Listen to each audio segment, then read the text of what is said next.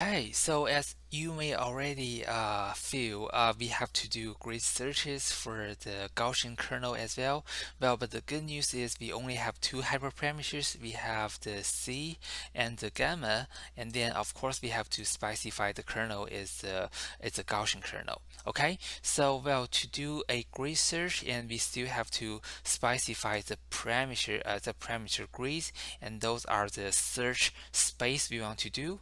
And after that, we create a SVM SVM model, and then we send the hyperparameters, and this grid search will exhaustively try all the combinations for us and tell us what is the good hyperparameter combination. So eventually I got this one. So C is the highest value, so 100, and gamma is 1.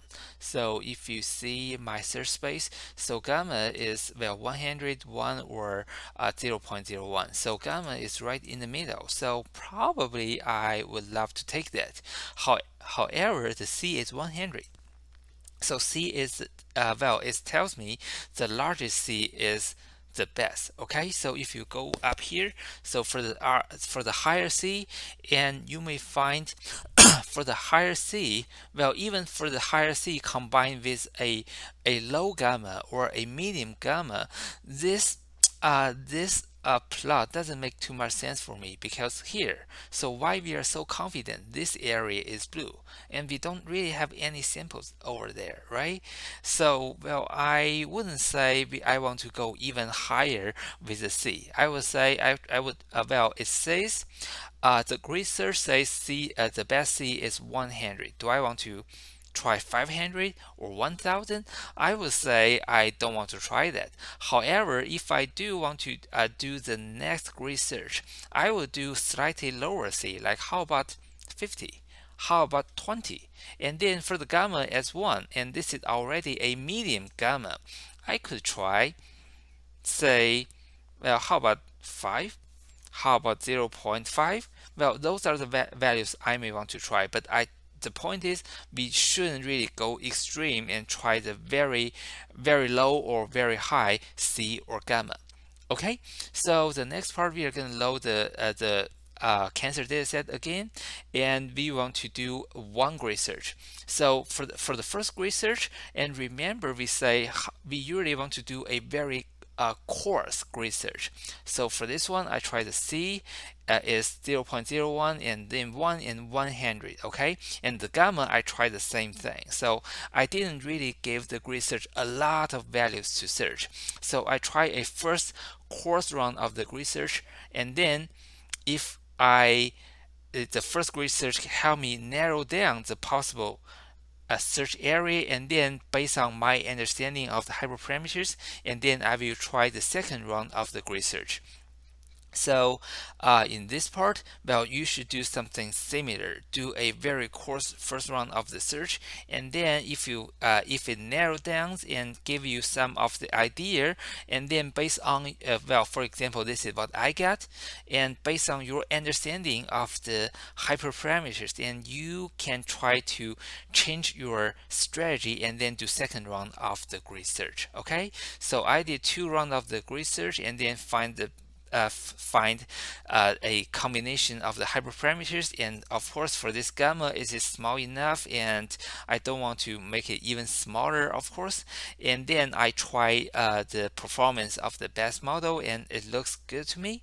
So, and go ahead and write your code, and I will I will still use the same video, but I highly recommend you to pause your video for now before you see my solutions. Okay.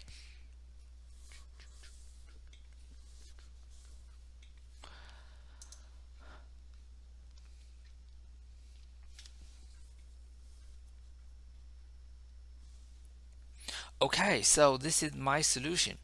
In the first grid search, I tried C is 0.0001, and then zero point 0.1, and then 10 and 1000. Okay, so at the in the middle of this lecture notes, we say we rarely do the searches lower than 10 power negative 3 or higher than 10 power 3, which is 1000. So I use this as the search space, and for each of the parameters, and they are 100 times higher than each other. So well, this one, and then I try this one, and then I multiply by 100, and that is the 0.1, and I multiply by 100 again, that is 10, and multiply by 100 again, that is 1000. Okay, those are the values I'm going to try, and the point is I want to do a very coarse grid search, and I got a C equals 10. Well, and that is a medium C, and then for the gamma, that is a really small gamma. Okay, so if I want to try the next research, I would like to do, how about C is 1 or 100? I would like to try those values. And for the gamma, do I want to go even lower than that? And I will say I don't want to. So I tried the 0.001 and also the 0.01. So I want to try those gamma values and see which one works better. And I did the second run of the research, and I got the C equals 10. So remember, the first run I got C equals 10, and then the second run I still get C equals 10. So probably C is 10 it is. And for the gamma, well, the research still says the smallest gamma is the best gamma. So I would say I'm going to take that. However, I don't want to try even lower gamma values. Okay? And if you want to try something different, so for example, like the gamma, how about you try 0.5, 0.008? Well, go ahead and try them, and well, they may work a little bit better. Okay, so and after that, I use the you can simply use the grid to do the prediction for you, because by default the search grid will use the best model. Okay, and then I got the performance, and I think the result, I'm gonna happy with the result for now.